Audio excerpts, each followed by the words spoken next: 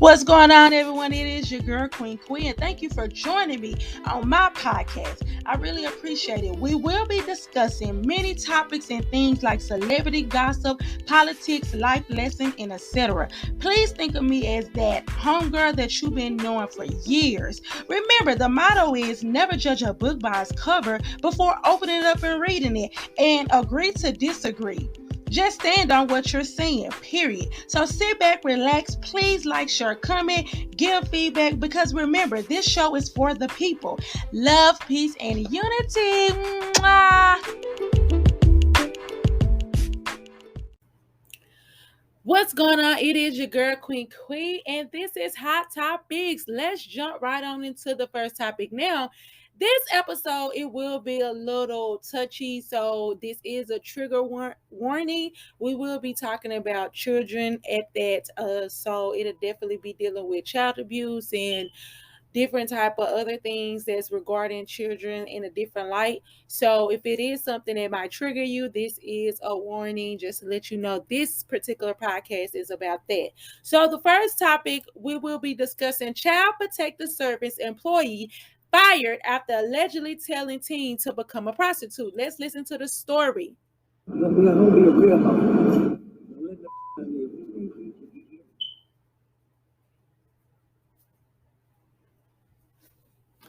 Keisha Basley has 9 kids. She turned to Child Protective Services to help her with her 14-year-old daughter, who she says was running away and causing trouble at school. My daughter told me that the worker had been telling her that she should do these things. So she said she decided to video her. CPS is housing the girl at a hotel. She's one of dozens in Harris County. In the video, she tells the CPS employee she wants food. The CPS worker tells her to be a prostitute.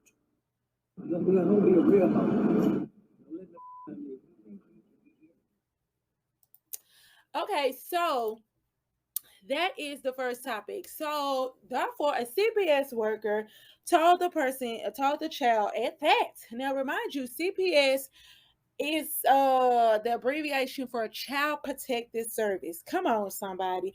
This is when I say the world is becoming corrupt and crooked and everything else. Because you can't even turn to Child Protective Service and depend on them for protecting the kids. You see what I'm saying? So therefore, even if it is a child in danger and stuff like that, that do need to be taken from a toxic environment or abuse or any type of molestation and stuff like that. Now we got to worry about the workers having the audacity to speak and let them know something like that.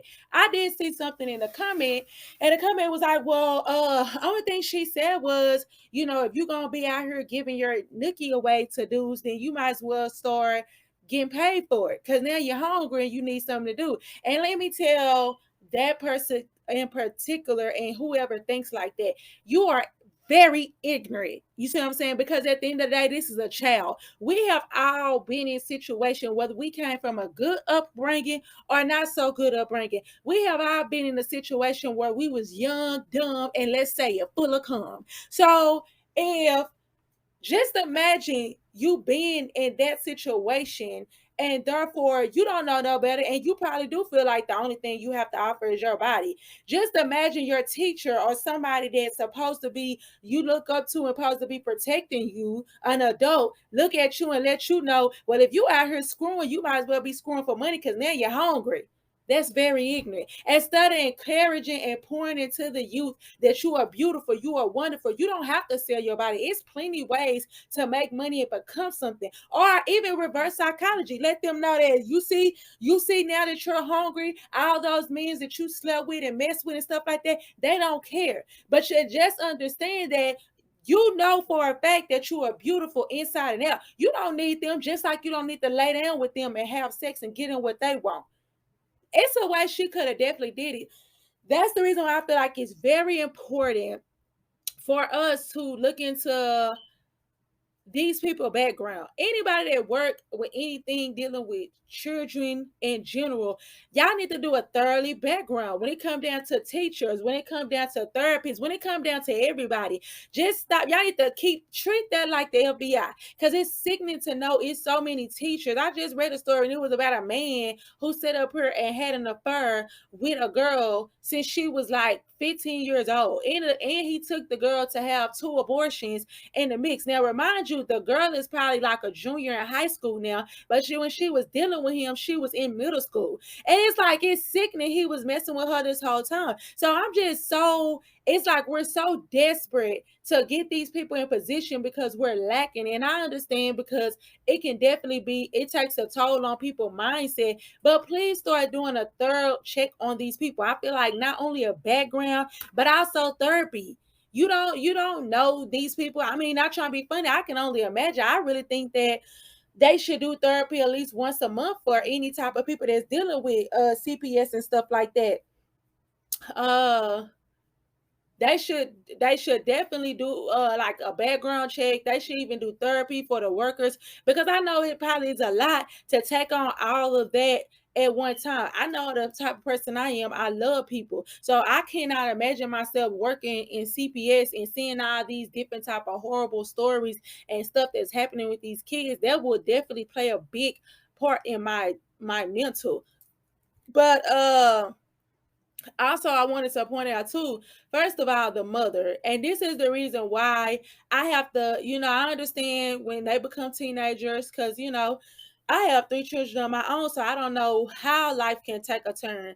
But it's just, this is exactly what I mean by consistently keep making kids, and then you're not mentally and physically prepared. Because this lady, she looked it very young, the mother. You have 9 kids. And just imagine, you got 9 kids and you got one child that's acting out, because 9 times out of 10, you cannot even possibly, all these kids feel connected to you in some type of way.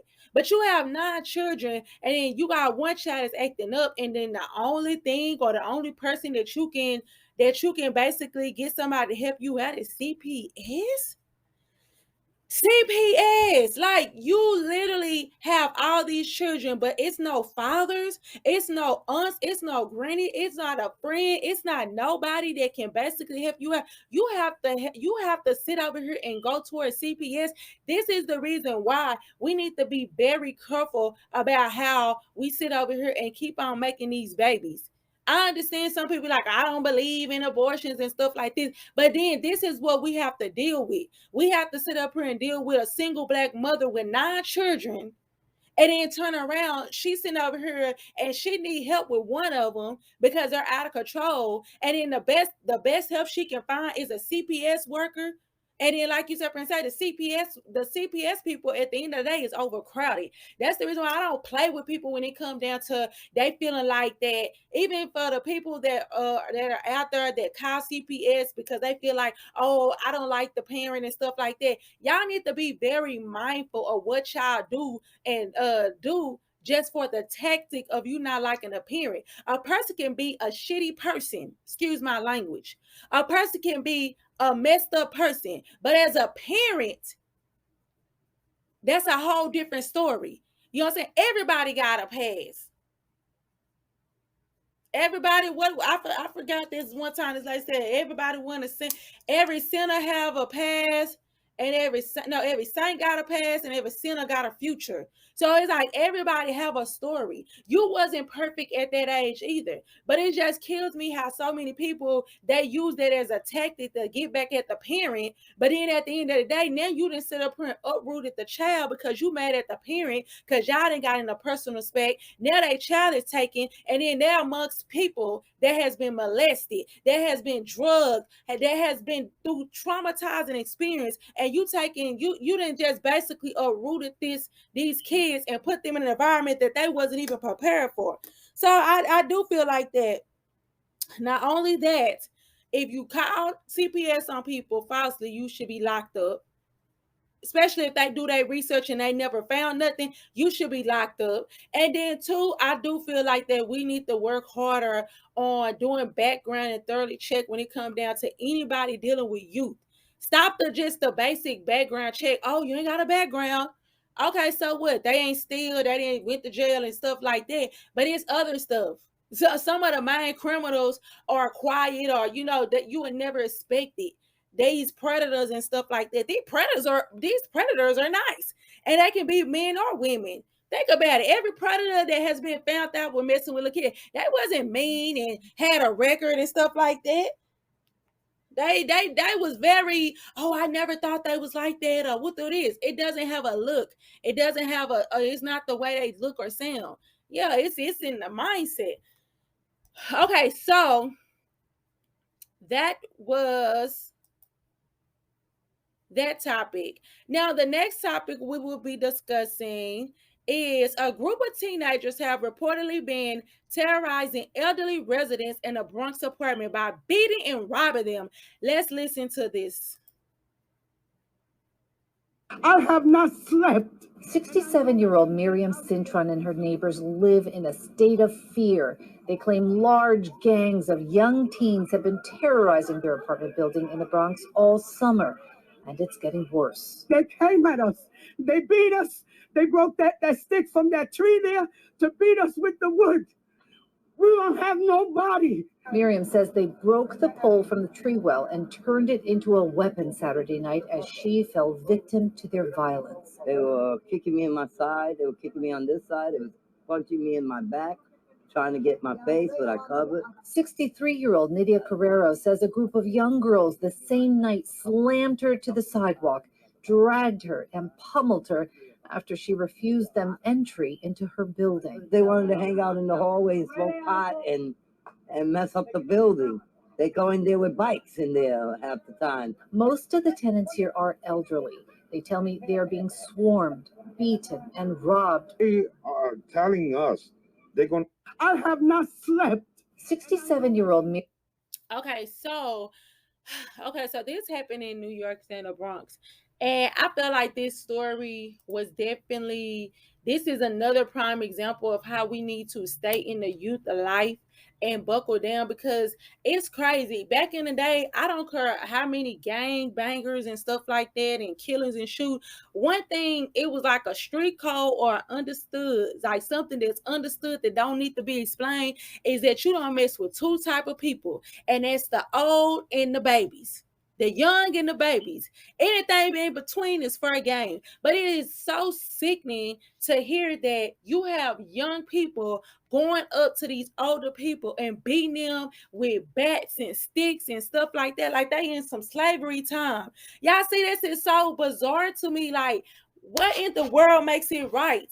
And what are they going through? Because I understand that, we can look at the situation and be like, well, why did they do it? So it really doesn't even matter, because it's nothing that they can tell me to justify it. What? Oh, they don't want you smoking. They don't want you drinking. Something that you don't supposed to be doing, because in the state that you're in or anywhere around the world, you are too young. So therefore you turn around and beat them. This is the reason why I sit up here and say that, where's all these so-called older gang members and all this type of stuff that supposedly this my hood, this my this my block? Why y'all ain't checking these young people?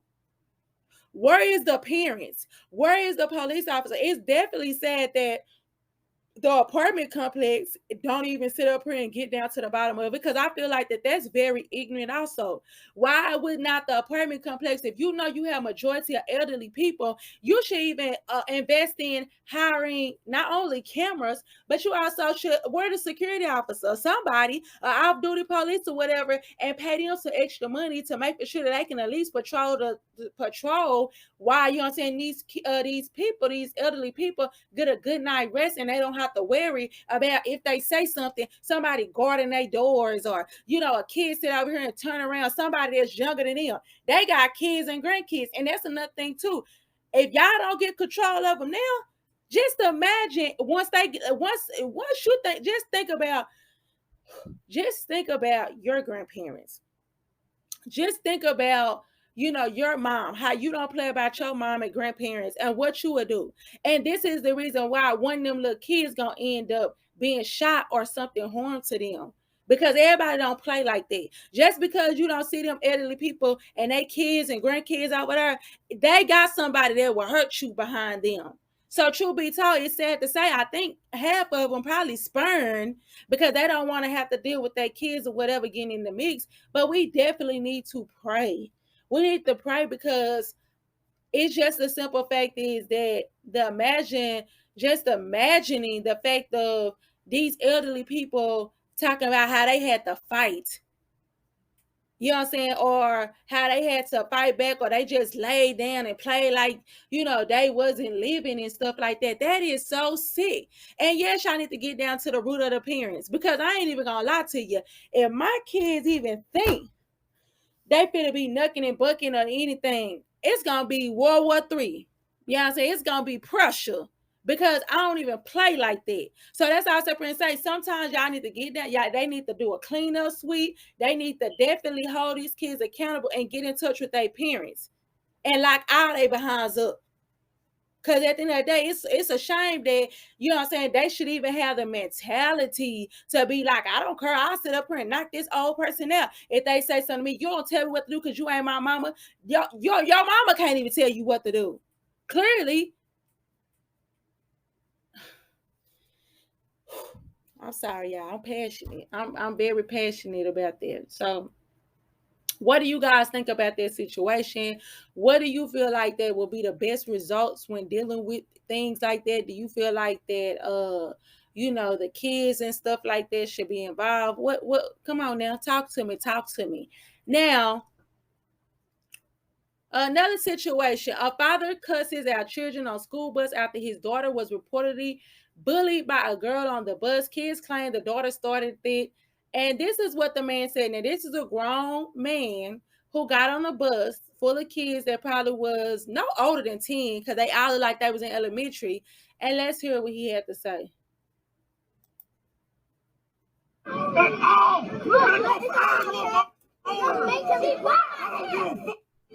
should have touched me yesterday. I didn't touch her.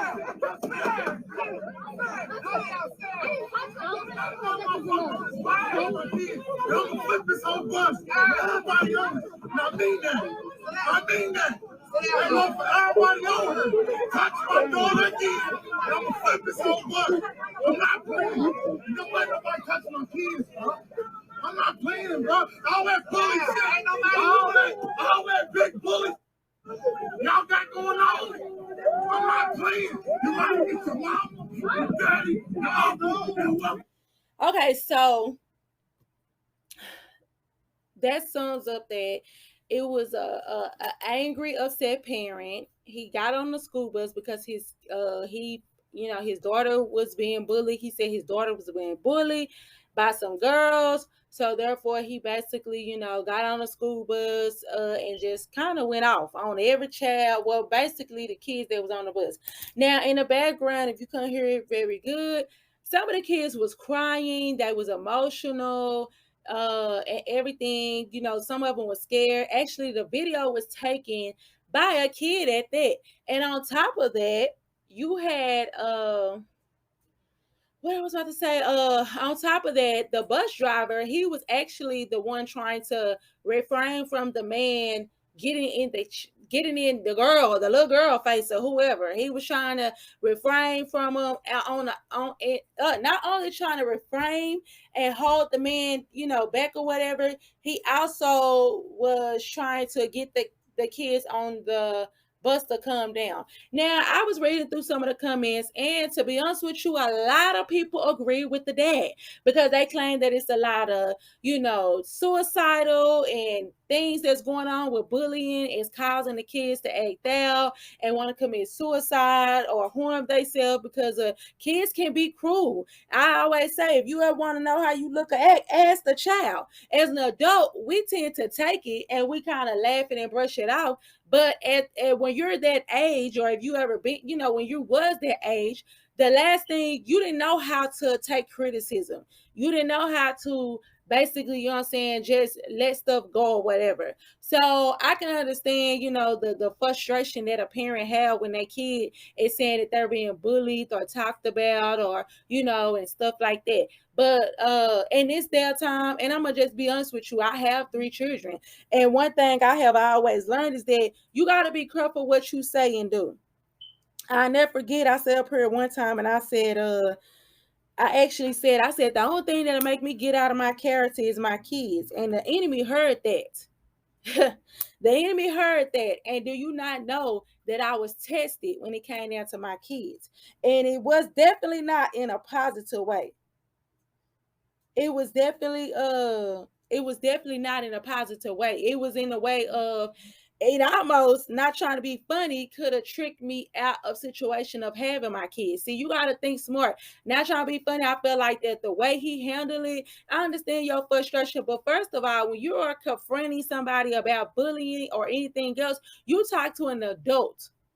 That's who you talk to. You gotta first get down to the bottom. I don't care. My kids can come in here today and tell me, "Oh, this that happened to me." I'm still going to get both sides and try to figure out what happened. And if I feel like my kids was in the wrong about something, or it could have been handled a certain way, I'm gonna check my kids. Then the next step is I'm gonna go up there and see what's going on. But I definitely would have talked to an adult. I'm not fit to get on a bus full of kids or a classroom full of kids and start cussing and fussing. You had kids on that bus that was crying. They was in tears. That's not, and not trying to be funny. Some of them could have been traumatized. Look at this. It just was a killing in Texas, with a boy coming in there with a gun and blowing up and killing kids and stuff like that. So it's like, that is definitely something that you don't want to do. And who's to say, as a parent, if I was to watch this video, even if my kids was not involved, now I got a problem with you, sir. Because at the end of the day, instead of you trying to figure out and being an adult and getting down to the root of who was bullying your child, you got on this bus screaming, yelling, and cussing, talking about you gonna flip it over and this and that. You didn't sit up here and expose my child now to something that you don't know if they used to. That just because we all color folks, skin folks, that don't mean that every household have cussing. That don't mean that every household have domestic violence and screaming and yelling and doing all this outrageous stuff. Everybody is not raising their kids like that. So you got on that bus, and then I'm looking at these kids crying, and they traumatized and stuff like that, because they just want you to calm down, and they think you're an angry parent that's for to blow up. You already black big in America. They didn't kill people. They didn't kill a black man for less. So you got to be careful. And just like you don't play about your kids, somebody else don't play about theirs.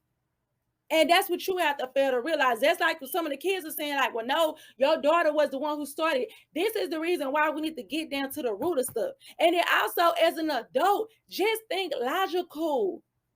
We so busy sitting over here. Oh, no, I don't play about my kids. I fight kids. I'll never forget the scene. I fight kids. Then go get your mama. Go get your daddy. Who go da. First of all, that is so ignorant to me now that I'm an adult. Because I understand my frustration, but you got to think like this. If your child really getting bullied or beat or whatever, you have to install in your child to protect themselves, because you're not always going to be around. And truth be told, a lot of times they sit up here and say, when the person is being picked on, instead of standing up for themselves, if their parents came up there or somebody else then defended them, baby, the bully or whoever was going to try them again. Because they going to think to themselves, all you going to do is go get your mama, your daddy, you know what I'm saying? All you going to do is go get your sister, whoever. And truth be told, if they got Kim folks, then, hey, we going to be on and popping. But I'm finna punk you. Yeah, it goes both ways. So as adults, please understand, I don't even play. Like, y'all don't understand that you don't know when a person could be triggered. You see what I'm saying? So if somebody looked at this video, even a parent that that kid wasn't even involved, they might have it out for you just because they don't like the way you handle it. So you, on the other hand, like, nah, you got to understand, this my child. I don't want to understand, man. You got on there screaming and yelling, and my child is now scared and stuff like that. Now I got a problem with you. What's up? Now you sitting over here fighting everybody. People that didn't have nothing to do, because you could have stood up here and took y'all behind up to their school and got down to the root and the bottom of all that. That's how you do stuff in, decent and order. I don't play with people, because people have died for less things. Because you don't know when a person trigger point is. Road rage and all. When it even come down to road rage, I don't even play with people. I let them go by. I let them, because people have lost their life over not letting somebody over. pointing the finger, blowing their horn too loud. You know what I'm saying? Like, come on now, because they could be going through something, and then truth be told, you could be the last straw. And then the first time people want to sit up and say, well, you know, I don't even know what I did, because all I did was say, get out the way, or that could have been that trigger point. So I honestly, what do you guys think about that situation? Do you feel like that the parent was definitely justified, or do you feel like that he could have handled it in the other way? He should have been held accountable for his actions. How would you handle the situation about your child with a bully? Just let me know. So that sums up this podcast because we're running over time. So thank you for listening. Like I said, Prince, this definitely was this was a podcast based around our youth and stuff like that, and the things that's going on and stuff like that. So please like, subscribe, share. Let me know what you think down below. I would love to hear your feedback and hear from you guys next time. Mwah.